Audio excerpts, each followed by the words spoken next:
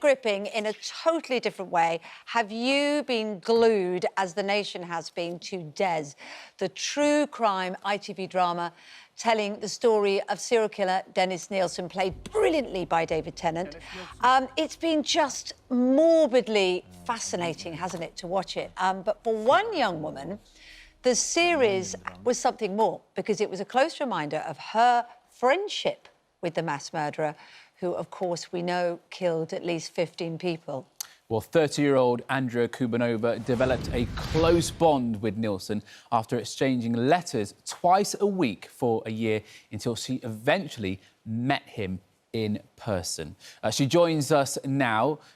I mean, Andrea, I absolutely love crime documentaries, you know, all over that, love reading crime books, but I've never wanted to, you know, make that next step and actually get in contact with the serial killer. So what was different for you? What pulled you towards Dennis Nilsen?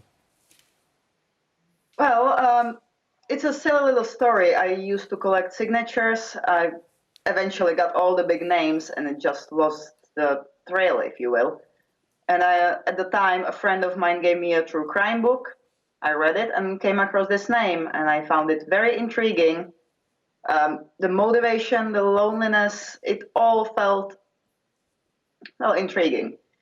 Plus his love of animals was something that stood out compared to all the other killers. And so I thought this would be interesting. How did you manage to grab his attention? You drew a picture for him, didn't you? Yes, that's right. I was very nervous. I had nothing interesting to say, to be honest. I'm just ordinary. I had nothing. But I can draw. So I used it. I drew a picture of his dog, Bleep, and enclosed it to the letter. I mean, it's a beautiful drawing, and it obviously grabbed his attention, because you then started to form this kind of corresponding relationship and then went on to meet him. So I think anybody who's been watching the programme is, like you, fascinated by the psychology of him. But you then went on to call him a friend. Indeed, I have, yes. How did you find that? How did you come to feel that? Frankly, I'm not entirely sure how it happened. It was just when I received the first response of him, which I haven't expected, I found it impolite not to write back, especially for someone who's a loner. It would feel wrong to just fine, I've got a signature and that's it.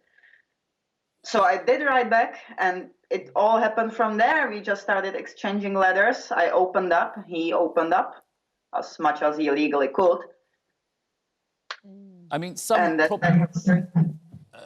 will, you know, struggle to, you know, understand how you would be able to call him a friend. I mean, do you often think about the families, you know, of his victims? Of course I do. I did watch the documentary yesterday. It was heartbreaking, seeing all those people speaking about their loved ones. Yes, it was difficult. I mean, of course, and the tragedy is there's so many, and it's affected so many people's lives. What was he like? What was he like to meet? Ordinary. He came across just as a normal old man. Obviously, he was a bit annoyed because I was late for a visit, but afterwards he could see I was nervous, and he did everything he could to make me feel comfortable. He was joking around. He was laughing. He was just friendly. He came across as a nice person. I know it's odd in the context, but yes, he was. And what did you think of David Tennant's portrayal of him? It was like seeing a ghost. It was brilliant.